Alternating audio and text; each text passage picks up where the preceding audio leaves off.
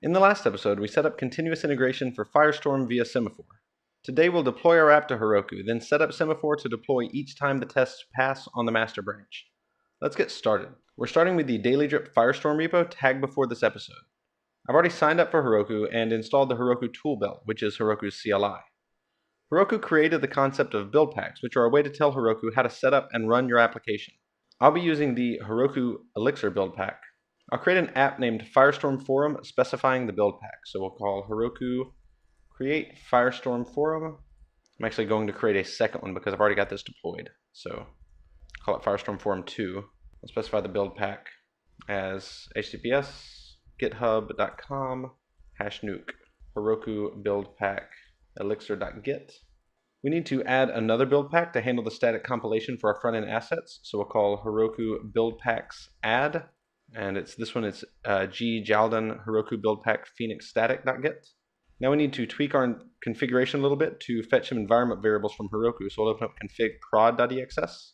So we'll enable SSL and we'll force its use. So that's how you do that. And we'll fetch the secret key base environment variable. We also want to change the host here. So our host, we're going to make Firestorm Forum 2, in this case, .herokuapp.com. Port will be 443, and we'll also specify the scheme as HTTPS. Okay, so we'll come down to the database configuration, which actually we don't have in here at all. So I'm going to add the repo configuration.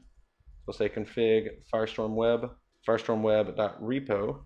We'll use the Postgres adapter. For our URL, we'll get it from the environment. So Heroku gives us this database URL environment variable. For our pool size, we'll call string to integer from an environment variable. So we'll put this in system.getEnv. The environment variable will be called pool size. And if it's not set, we'll default to 10. And we'll say SSL true for our database. And we don't need the production secrets file, so we can remove that. And I think that's everything. So we're not using Phoenix channels yet, but we will be in the future. So we need to reduce the timeout time for the WebSocket transport so that connections are closed before Heroku's 55-second timeout. So we'll open up the user socket, and in the WebSocket, we just need to add timeout 45 seconds. Finally, we're going to create a proc file. This is what Heroku uses to determine how to start your application. So we're going to say, for the web environment, we'll set mixenv equal to prod, and then we'll run mix phoenix server. So now I want to create our database on Heroku, so I'll do Heroku add-ons create Heroku PostgreSQL hobby dev, and we get 20 connections to this database. So we're going to set our pool size to 18 so that we have 2 available to do other things with. And I'm actually just going to set it to 10 so we have some spares, but 18 is pretty safe. And the reason we want spare connections is so you can do things like run migrations and run mix tasks and not overwhelm the database. When we do run a mix task, we can limit the number of connections it attempts to create to make sure that we don't exceed the headroom. So when we're running a mix task, we want to say something like pool size equals 2, mix ecto.migrate, but I'm not going to run that right now. Let's go ahead and create the secret key and add it to our Heroku environment variables. So we'll do mix phoenix.gen.secret, and this may be phx now actually. Oop, I need to fetch dependencies, sorry about that. Okay. Yeah, so we should have used phx.gen.secret. This is a 1.3 change. So now we have a secret, super secret. I'm recording it and displaying it in a video. So we'll set it. So we'll say Heroku config set secret key base equals this. Well, sadly, I just goofed everything up because this is set for the Firestorm Forum instead of Firestorm Forum 2, the new application. So that's a giant mistake on my part. Let me just fix that. That should happen here. I've probably broken a couple of things, but let's not break more stuff. Let's try that again. Hey, it set it for the right thing. What else have I done, I wonder? I created a new database for the Firestorm Forum itself, so it's possible that I made some horrendous mistakes to the production app. Hey, you get to see it. How exciting is that? And the Heroku build packs add failed. That's where I should have noticed that the first time. Sorry about that. So that should have everything sorted. We have a few more environment variables that we need to make available to our app as well. We can configure these by creating an Elixir build pack.config file. So we're going to specify the config variables to export. For these, we'll need the AWS access key ID, the AWS secret access key, the AWS S3 bucket. And these are just all of the things that we depend on, right, in system.getEnv calls anywhere. And so some of these environment variables are secret, so I'll set them off screen. Okay, so I've set those environment variables. Now let's add the files we changed and push this up to our repo. So git status. So we can check out a new branch. We'll add all of them. We'll commit that we're adding the Heroku configuration, and we'll push to origin feature episode 010.3 live. Okay, so now we can deploy to Heroku. Normally you would just push master up to Heroku if you were doing it yourself, but we're going to use continuous deployment here. So we're going to push this feature branch to Heroku's master branch to start, but then eventually we'll be letting Semaphore do that for us. So I'm going to push Heroku feature episode 010.3 live to the Heroku master branch. So Heroku is our remote. This is the local branch, and we're pushing it to master. Now on a Phoenix application that used Brunch, this would be sufficient. We're using Webpack though, so there's a little more work that has to go into it.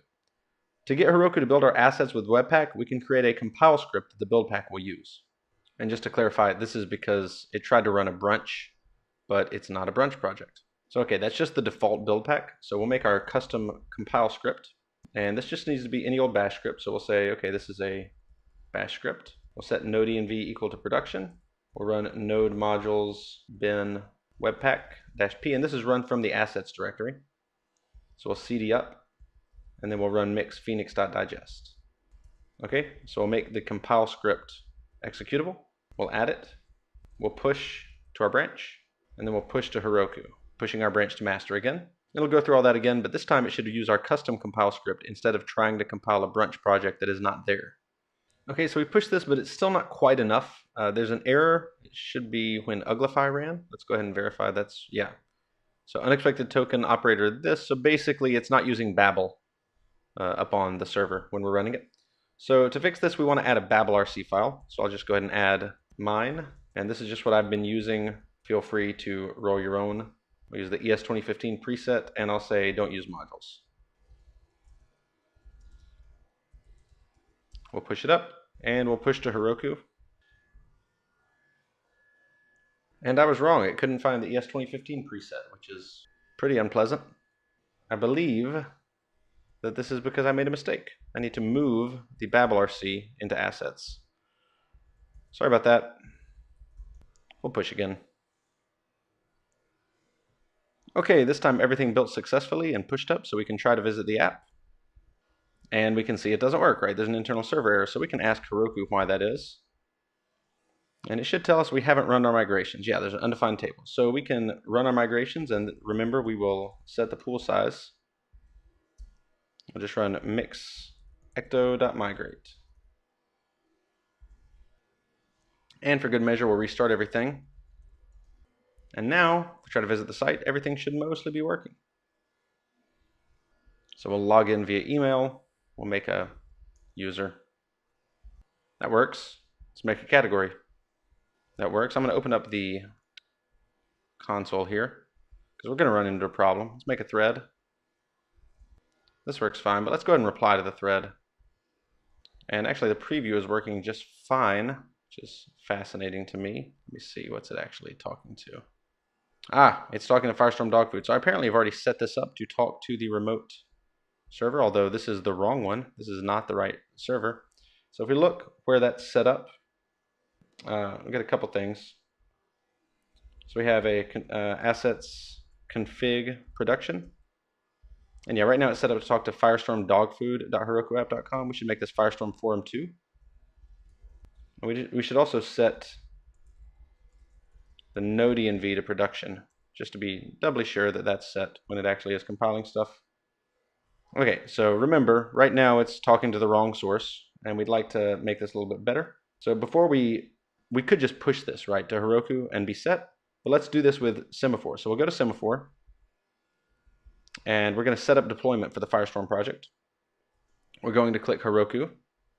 We'll pick automatic. We're going to pick specifically this branch that we want to deploy from. And now I have to paste my Heroku API key, so I'm going to do that off screen. Then we pick the app that we want to deploy, which is Firestorm Forum 2, and complete setup. So we'll call this Firestorm Forum 2, and I'll give the server URL and create the server. We also want to modify the deployment steps, and that's because we want it to automatically migrate every time that it pushes. So by default, it'll just push to Heroku, and it'll wait till that completes. And then we want to do a Heroku run.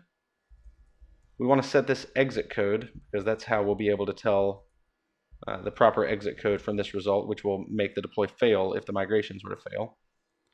And then we'll say mixinf prod pool size 2 mix ecto.migrate. So we're on our migrations. So we'll save the deploy commands. And so now we can push that JavaScript config change up. And this time we'll just push to GitHub. So I've just modified that to talk to the correct server. And so I'll push this up to our branch. And we can watch Semaphore, go look at Firestorm. We can see that it's building. We'll watch the job. Okay, so we can see that the test succeeded. And if we come back up to the Firestorm server, or Firestorm project rather, we can see that it's in the middle of a deploy already. Here we can see it's pushing to Heroku. Oh, and I seem to have a problem because it doesn't know about Webpack. Not really sure how that happened since the exact same thing from before worked just fine. Okay, so I'm pretty sure I know what went horribly wrong. I believe my Heroku config set node env equals production causes problems at compile time because it's not actually installing Webpack. So I actually need to Heroku config, need to unset, Heroku config unset node env. So sorry about that. Please don't do a Heroku config set node env production because it's not going to install Webpack CLI because you don't need that for production. So that should do it. So now I'm just going to touch the README or something. I'm going to touch the compile and just add a note. Do not set node env to production on Heroku itself, or you won't have Webpack when the time comes. So very sorry about that. Pretty sure that that's it though. So now I'm going to push, and we can see all of the horrific debugging attempts that have happened here. But anyway, this should build, and then it should deploy. And I believe this time it'll even have Webpack with it. Okay, we're deploying this time. And this time it actually had Webpack, so it did successfully compile the assets, which is nice. And we've got to deploy, and it's going to go ahead and run the migrations, but of course there are no migrations to run because we have not added any.